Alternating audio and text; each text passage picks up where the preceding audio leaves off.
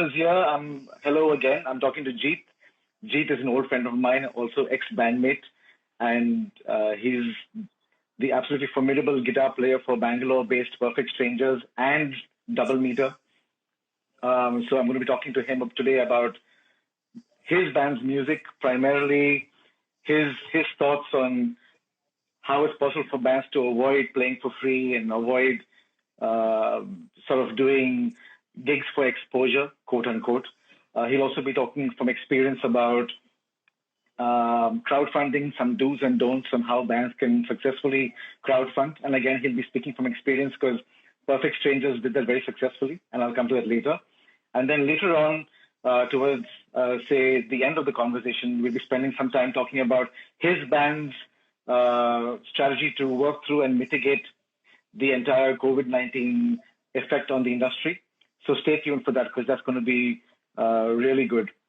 And along the way, we'll talk about some other stuff as well if we have the time.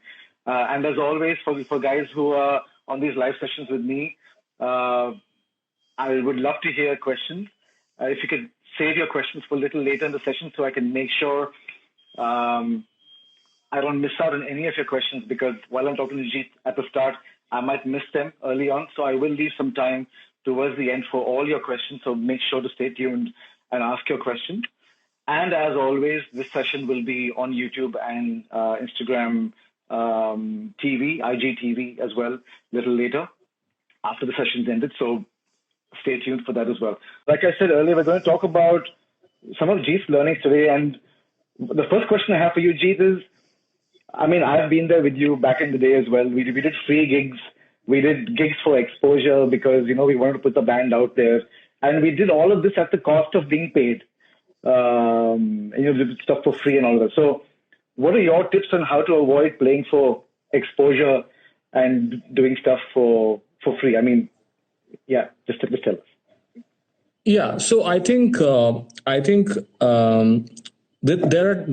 are two kinds of music what we do. So one is commercial music, one is not we do, generally was played as a live band. One is commercial music, one is independent music, which is your own music and stuff like that. Right. Now when it comes to commercial music, I don't think there is any question of playing live ever, because playing for free ever, because the very concept is you are playing to entertain somebody who wants to hear a specific music and all that, which is entertaining music. So you might as well get paid for it, which is the Bollywood and the pop hits and covers. Yeah. Now coming to independent music, I think we have all started out playing for free. Let's first accept it, right? I have no qualms in accepting that. Perfect Strangers' first gig was something which we didn't charge for. I remember playing, and but then onwards we started charging a minimum. So I think playing for exposure is something which happens all over the world, and it's a worldwide phenomenon. There's nothing you can do about it, but it's only a question of time before you decide that how long do you want to keep on doing it, right? Because I remember we did it in the second gig itself. The second gig itself, we went and said, no, we have to charge. It can be a token amount, and see, over the years, your rate or what you will charge will go up, right? It will move from 15,000 to 25,000 to 50,000 to 5 lakhs maybe. Right, but I think it's very important that you step it up in a certain way. I think the most important point, what I would first like to do is, a band should first realize how much should they charge. Do not get into that concept that, oh, here's this really well-known indie band who's charging 5 lakhs, so we'll charge 1 lakh. You're not going to get gigs, right? So understand where you stand in the industry. It's like a job. Do not take it personally. When you first join a job, when you are in a sales job, let's say you're an account executive, you don't get paid 5 lakhs, right? So you grow up, you do better, you move up the rungs, in the corporate field, and then you start earning more and more. Your designation becomes, it's the same thing you want to do for a band, right?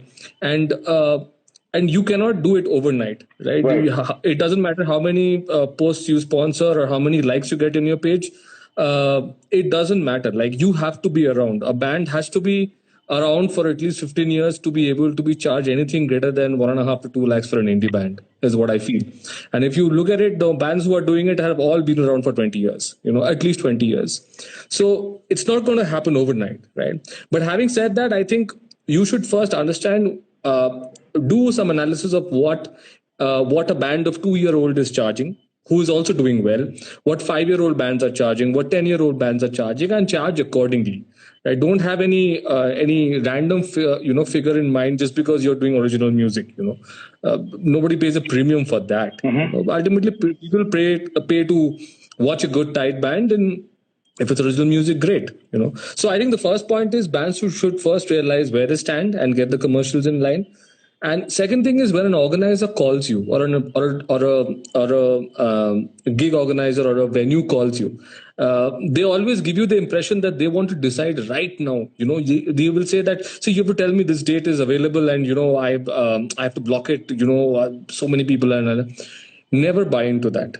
You should never commit to a gig on the first call itself. Then you're overcommitting. Then you're just showing you're desperate.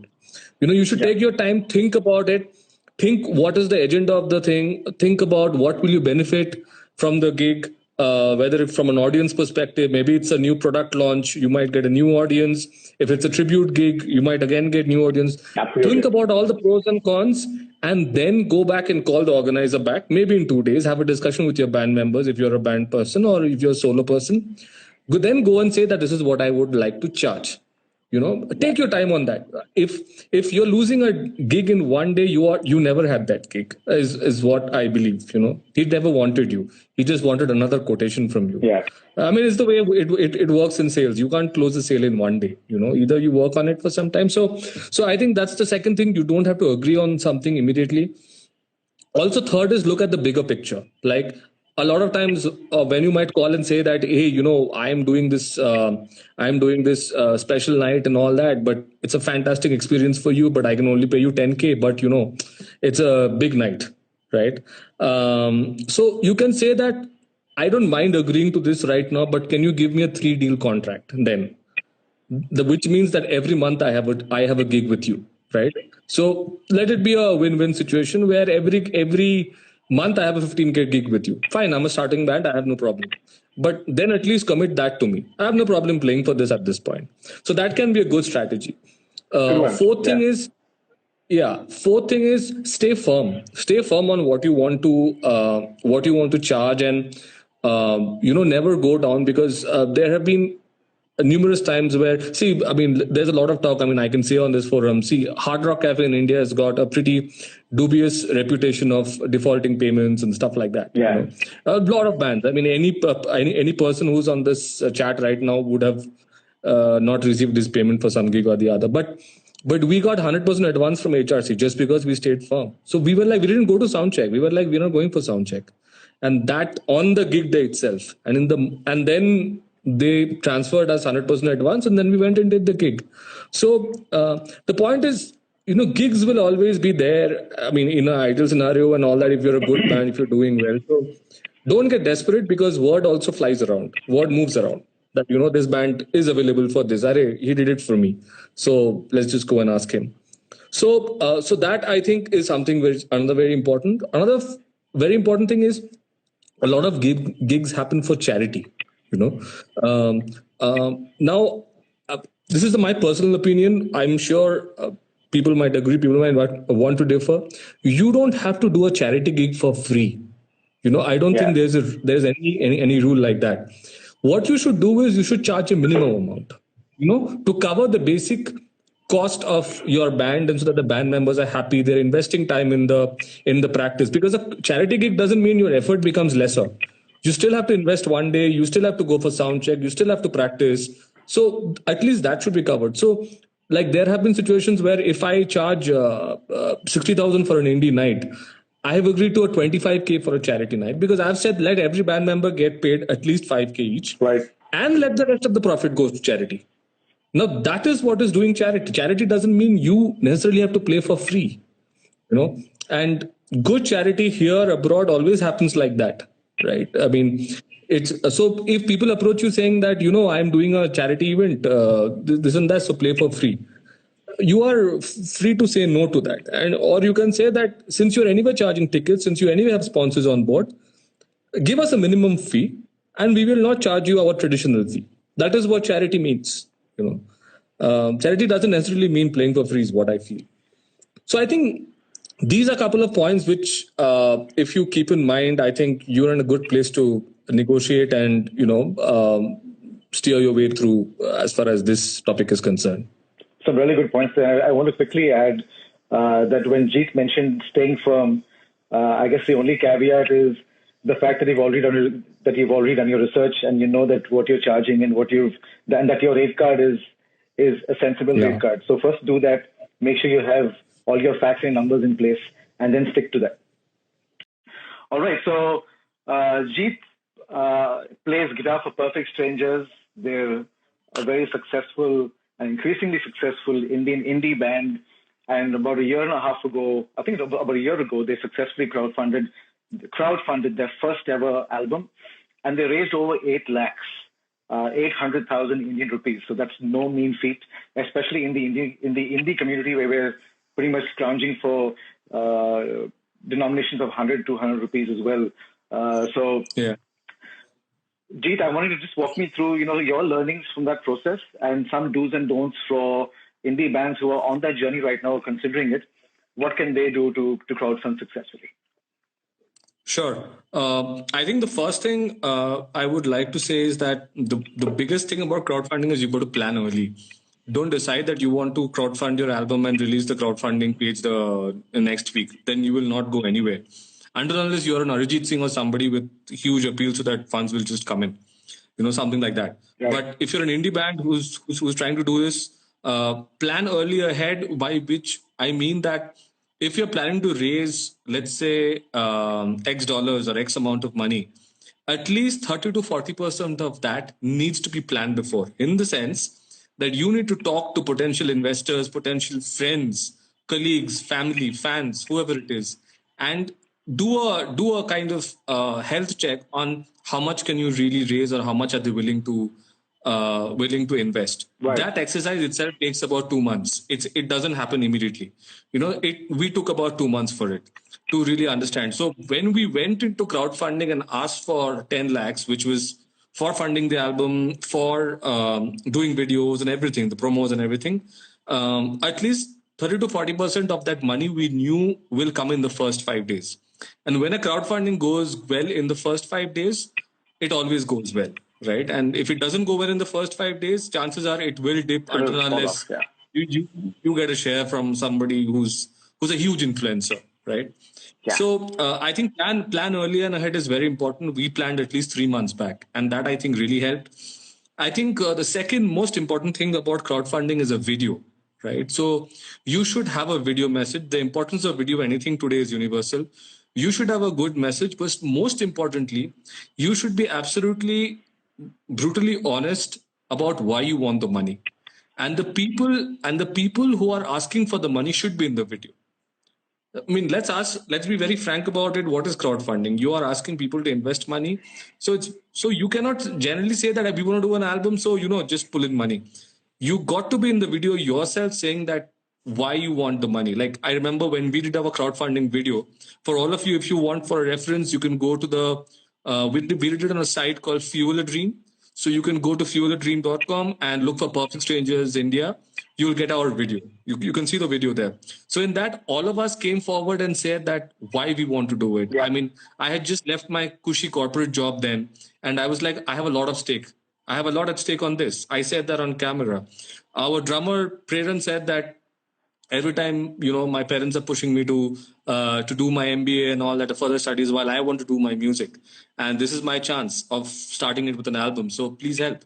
So similarly, everybody had their own story. But when you put it in a very honest way, it definitely, I think, reaches to people, because the object of a crowdfunding thing is to have that emotional touch. So that's the second thing. I think Paraj has a question. Absolutely. It makes sense in this context. So you can go ahead and answer this question right now. Yeah. What are your thoughts on crowdfunding an album that is purely digital minus the merch? Well, I don't think the merch really anybody bothers about the merch really, because when we did our crowdfunding and we had something like, let's say, if you give $5,000 you get a hoodie free. I don't have there were almost 100 people who crowdfunded us. I don't think more than even three of them followed up saying that, hey, when is the hoodie coming, when is the hoodie coming?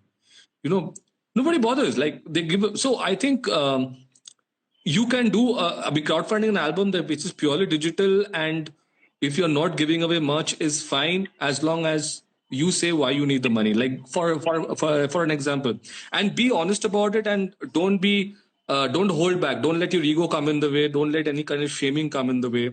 Like, I'll give you an example. David Townsend, after the post COVID-19 thing, he's one of the biggest rock stars in this world. He released a crowdfunding campaign saying that I am bankrupt today because I was just about to go on a huge tour and I don't have any money. And I invested everything into that tour, and everything was, tickets were bought, this and that and everything. And now I have lost all the money. So please help. So that honesty and candor really matters. I think that's should come across in your thing. So to answer your question, Paraj, I don't think really the much really matters that much. If you can give away something, it's good. And sometimes you can also give away thoughtful gifts, like a thank you message, or a thank you video message, or something like an acknowledgement through a video, which doesn't really cost you money, but which might be of a greater benefit to a fan. So everything doesn't necessarily need to be linked to a merch, I feel. So that, I think the second point is a good crowdfunding video. I think in a crowdfunding, what really matters is the first 5 and the last 5 days. That's the most crucial thing. So important that you sync up with all your bandmates and push hard as much as possible with your fans, well-wishers and everything for the first 5 and the last 5 days, right? That's where 80% of your fund collection actually happens. Fifth point is keep things transparent, which is obviously a good thing about a crowdfunding platform. I want to give you a good tip here. There is this site called Crowdera. There are loads of crowdfunding sites like Wishberry and different kinds of things like Fuel Dream, this and that. But Crowdera, where we recently crowdfunded something else. Crowdera gives an option that if you're doing it for yourself or any kind of thing, which is like a new initiative or something, they actually waive off the commission, right? Which is a huge saving from your end. Absolutely. Because all these other sites charge about 9 to 10%. So if you're raising some, as a platform fee. So if you're raising like 5 lakhs, 50K is gone straight away. And after that, tax happens. So you got to also learn all these things before you raise a target. Absolutely. If you think your album needs 2 lakhs, then you have to raise for 3.5 lakhs. You have to do those extrapolations and put a target so that after the fee is reduced, after the taxes are reduced and everything, you still get the amount what you have. And also you got to account for the fact that you also need to give away merch. So, which is also another important thing, which is an expense for you at the end of the day, making that t-shirt, making that thing. So all these calculations need to go into when you put up the final figure. And when I say make things transparent, show that in a pie chart. Say that why you're asking for 3.5, right? A lot of people laughed at us when we say we needed 8 lakhs. Right? They're like, oh, what is this? People wrote posts about that. I remember, what is this? Some mocking posts and all that. What is this? Bands are asking for 8 lakhs. Yeah. Back in our days, we recorded with 40,000 rupees. The point is, today the world has changed. Today, when we say it's a video, it's not just when it's an album, it's not just a cost of producing an album. It's mixing, mastering, recording, then putting out merch, then doing a launch tour, then making videos. So all these costs need to be, there's a huge marketing expense. You got to put out a music there. So I think keep things transparent in a pie chart and show people, and I think then it's fine. Do not hold back about asking what you need. Never get into that mindset that people won't give 5 lakhs. No way, like it won't happen. Don't think that way. If they don't give, nothing to lose. Absolutely. Right? The sixth thing is that I'll keep on updating investors regularly, like once in a week, once in 10 days. They should not feel that, they got the money and now they are just complacent. Absolutely. Keep on updating what's happening. We used to do regular mailers every 15 days and saying, hey, this is what is happening. After the crowdfunding was over, also, we used to keep on updating.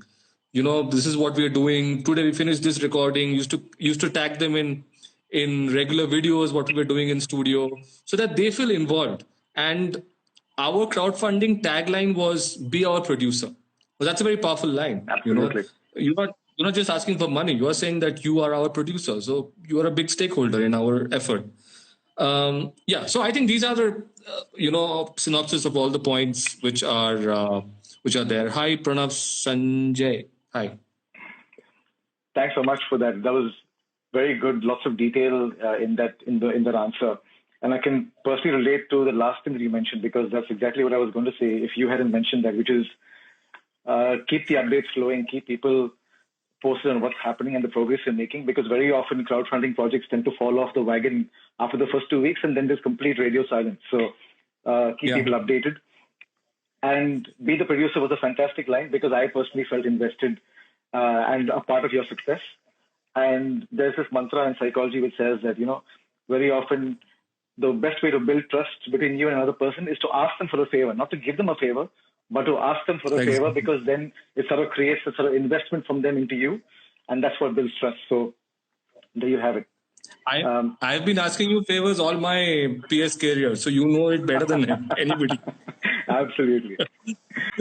Right. Yeah. Welcome all of you who are joining us. I'm talking to Jeet about some of his experiences in music and crowdfunding, not doing gigs only for free and for exposure. And now something that I want to hear about a lot, which is his band's plans to mitigate the COVID-19 impact on the industry. So, Jeet, can you talk us through how Perfect Strangers and Double Meter, which is your commercial band, how are both your bands thinking through, the times you live in at the moment, and what are your plans to mitigate the impact on the music industry? Talk about that for a while. All right. Yeah, I think that's the most important topic of the night. I think what I would like to say is that different markets will respond differently to COVID-19. Now, if you look at it, like I can only say for the Indian market, because that's the only market I've predominantly played in. So if you look at the Indian audience and all that, India has always had a history of bouncing back pretty fast, because we are quite used to natural calamities and disasters happening, That's right. Because shit keeps happening all the time. Yeah. So I personally feel that India is a very indigenous market, and it will bounce back. The live scene and the entertainment industry will bounce back faster than the rest of the world. I feel so. Also, if you look at it, why I call India an indigenous market is because most of the live industry is supported by India's own crowd. The audience is Indian.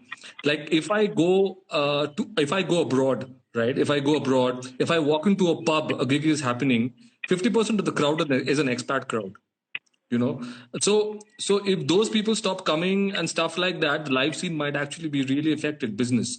But if you walk into an Indian gig, there might not be 500 people, there might be even 200 people, but out of 200, 197 will be Indians, right? So the good thing is that there is a local support system available, and it is there. So I think the live scene will bounce back faster, which I think is what I believe. So it's very important that you, as an individual singer-songwriter or as a band person, is ready when it happens. So at this point, do not let go of the core fiber of your band, or stop discussing projects with your band. I mean, do not get into that. If you're a band person, that is, if your only way of doing music is with band members, don't get into the thing that, okay, let me keep on doing solo Instagram sessions and keep on getting followers and all that. I'll see when COVID is over, we'll get back. Trust me, when COVID is over, there'll be 20 more new kids in the town, right? Because everybody is getting ready. So the important thing is be ready when it's over. So be in touch with your band members. If now creating originals is not possible all the time offline, like if your music is goes beyond the normal boundaries of chords and stuff like that, so do covers, do put out a couple of covers if you want. Important is to keep the page flowing, keep the engagement going, right? So that's very important. Don't lose touch with your band members. The second thing is what will become more important than ever is to have an important online fan following. So try to go live as much as possible from your band pages rather than personal artist pages. If you have content to give, do a playthrough, teach some chords on one of your songs which people had liked.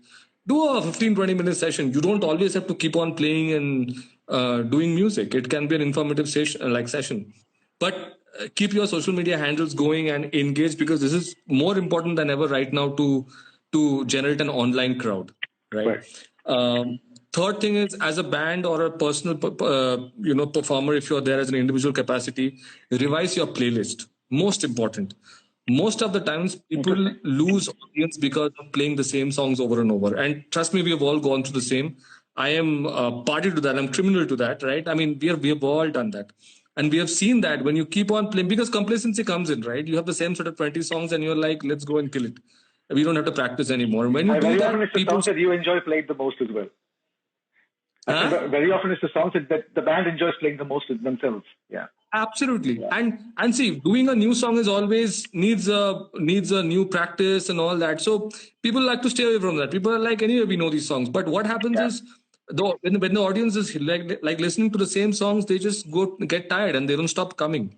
Most of the bands who don't have a repeat audience or coming is because of the same fact. And I can say it for 80% of the bands I hear. Every show starts with the same song and ends with Highway to Hell.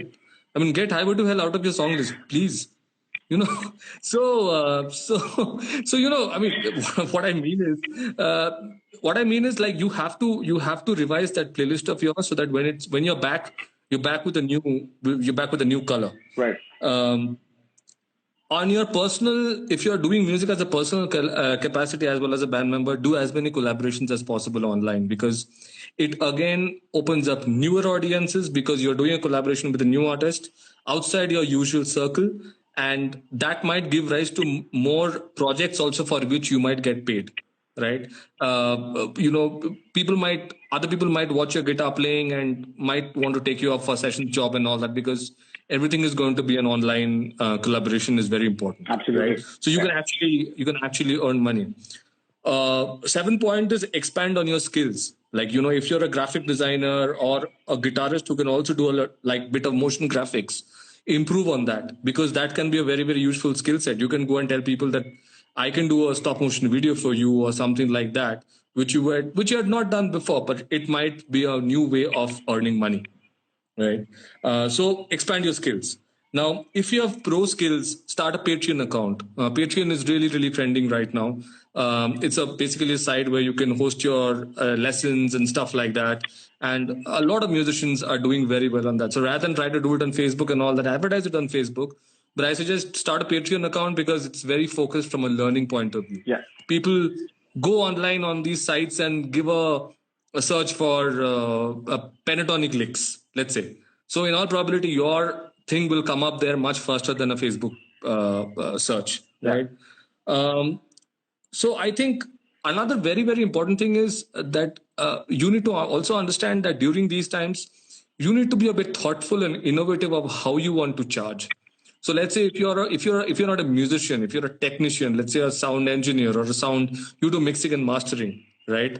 So in all probability, you need to understand that the people who come to you for work, let's say the bands and all, they aren't earning anymore.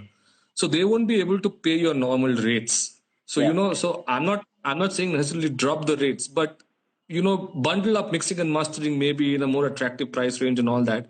Because I personally feel the normal way of working and the commercials and all that will not fly anymore. Right. So I think be innovative about how you want to position your commercials, because that might make you a better choice for people who are looking for work. All great points. Thanks so much. I want Jeet to just quickly tell me about what inspired the birth of his commercial Hindi band Double Meter. So while you're waiting for questions from the feed, Jeet will talk about what inspired Double Meter. So I think Double Meter was born because, see, what was happening as Perfect Strangers, we were trending pretty well in Bangalore for gigs, and we were getting a lot of offers for commercial gigs where you basically need to play commercial music, Bollywood music, Tamil music, and all that stuff. Okay. Yeah. So now the point is, we didn't want the band's sound and the vision to get diluted and the positioning in the market. So Double Meter is nothing but it's 90% of the Perfect Strangers members only there. It's just that the vocalist, the female vocals are different. Somebody called Joan, she's a very good singer. She front ends that, but most of the band remains the same there. And the reason is because we wanted to keep the positioning different. While building a new brand is always tougher, but we wanted to take that route because so we used to when calls come, you used to come for the commercial gigs and all that. We would say that hey, it's Perfect Strangers, but it's a different avatar because Perfect Strangers doesn't do commercial gigs. So Perfect Strangers, we are very clear, is indie. It's music festivals. It's low paying gigs. It's playing original. It's playing original music. Yeah. it's what you do for your soul. And Double Meter, you sell your soul. You still have fun on stage, and you make music and you make money. Simple. Okay. So, like you said in your last chat with me, it's Chindi music, not Hindi. Yeah, but I love Bollywood. I mean, I'm one of those guys who just love Bollywood and stuff like that. Right. You know me. So absolutely. I just enjoy it. It doesn't come by compulsion. I think there was a question from Paraj. Yeah. So Paraj, thanks for your question. Paraj says, what do you think about building an audience as an artist in a different country? I'll repeat that. What do you think about building an audience as an artist in a different country? Okay. So, okay. Hi, Yanshu. How are you? Yanshu is one of my good friends from Nagaland. He's always rooting for Perfect Strangers there. Okay. So, Paraj, I think that's a very, very important question. And I think there's this huge ego trip about playing abroad. You know, we have that thing that, oh, my band is touring Europe and all that. And I'm going to be very, very honest here. I don't know how the Europe tours work, but we did a Southeast Asia tour. And I will tell you, if I really sit down and do the pros and cons, my return from it were mixed. I won't come on this forum and say, oh, it was great and all that, because you really can't develop an audience immediately just by playing live for 2 weeks across 4 countries. So while we went to Singapore, we created a very good impression in Singapore, right? And that's why we were invited back to play in Beer Fest. So couple of countries where we played, like Singapore, Vietnam and all that. So Vietnam, we played in Hanoi Rock City, which is again a place where Dream Theater is supposed to play in November or something like that. And some of the biggest bands have played there. So until unless you are really playing at good venues and good, so you should really do your health check. But now, if you look at ideally your Spotify playlists and your if you look at the audience that's listening to it, I think it's pretty interesting the way the countries are divided. I mean, I don't know why a lot of people in US listen to our music, a lot of people in Singapore listen to our music. I know what's the reason for that, but I think by doing that, if you see, because Spotify gives very, very good stats on your, if you subscribe to my Spotify artist on your app. So if you do an analysis of that and see where you are getting better traction from, apart from the country where you're from, maybe it makes sense to do a sponsored post there and all that, you know. But ultimately, I feel that, to be honest with you, Paraj, the answer to your question is, for an indie band on its own, until unless you have a very strong PR machinery and you have contact with people abroad who can get you published in music journals, vlogs, and different kind of online platforms, it's tough to develop a market there. So I think if you want to develop a market outside your own country, the first thing you should do is get hold of a good PR machinery, and you should be ready to invest in it. Right. That was helpful. Thanks so much, Jeet, for your time. We're on the 45-minute mark, almost 40-minute mark. So we have time for one more question. Rahil asked a question. So Rahil asks, just lost it for a second, just a minute. Rahil asks, my band Space Power wants to release an album, but most musicians are telling us that no one listens to albums anymore. Concentrate on putting out singles. What are your thoughts on singles versus albums, Jeet? Okay, so I think, I personally think that you should have, I mean, at the end of the day, you can keep on releasing singles, but, you know, an album gives you credibility as an artist. You know, 10 years from now, you cannot say I released 50 singles. So I think it's important that in your journey you should have had albums. But what you can do is maybe, my answer to your question is, I think you should release an album. If you haven't yet, right? If you've just released we in Perfect Strangers, we were contemplating what should we do? Should we keep on doing singles and all that? But we said no, let's do an album. But I think it's important to choose the playtime of the album wisely. Do not count in numbers of songs. That's a big mistake musicians do. It's not a question of 4 songs and 8 songs. I mean, just imagine a Change of Seasons by DT is a 24-minute song. So if they had thought about that, that album would have gone, nowhere. So the point is, I think a playtime of 25 to 30 minutes is a really good mark for an indie album. So whether that becomes 4 songs or 10 songs, that's up to you. If your song lengths are 3.5 minutes, let it be 10 songs. But I feel in your journey, you should have, at least if you have been 10 years around for a band, you should at least have 2 to 3 albums to your credit, so that you can do 4 or 5 songs, and you can make videos for those as singles, that you can keep on promoting singles so that more traffic. I'll give you a small example.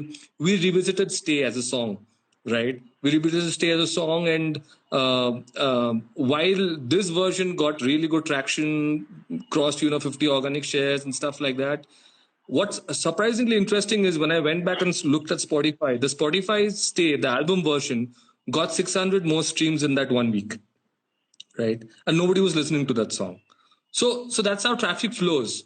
All our songs on our album, the traffic increased just because of Stay, because people went and revisited the Strange Connection album, and everybody heard a lot of the other music. So an album that way helps. So I personally feel that if you haven't had 5-6 albums already under your belt, it's good to plan an album. Keep it simple. Make a comfortable listening time of about half an hour or maximum 40 minutes. And I think you should do an album. I'll buy your album, Rahel. Do an album. Don't do single. I'll buy your album Stay too, single. Rahel. Spacebar. For you guys in the feed, check out Spacebar. Also check out Jeet's bands, Perfect Strangers India and Double Meter. Talking about interestingly, talking about singles versus albums, my band has been doing only singles because we don't get the chance to work on any bit of content at length. So it's all done over the air. So for us, singles work well. And we have a new single coming out very soon, maybe in about a month or so. Anyway, that's all the time we have for today. Thanks so much, Jeet, for the wisdom. Thanks so much for your questions, Rahel, Paraj, and thanks for staying engaged throughout everyone else who's been here. This talk will be in IGTV. It'll also be on YouTube subsequently. And Jeet's always available for those of you that know him on Messenger, for you to reach out to him with questions and for advice, those sorts of things. Be well, you guys. Absolutely. See you, Jeet. See you. Thank you, Adarsh, for doing this. Thank you very much. Absolute pleasure. Good night, everybody. See you. Bye.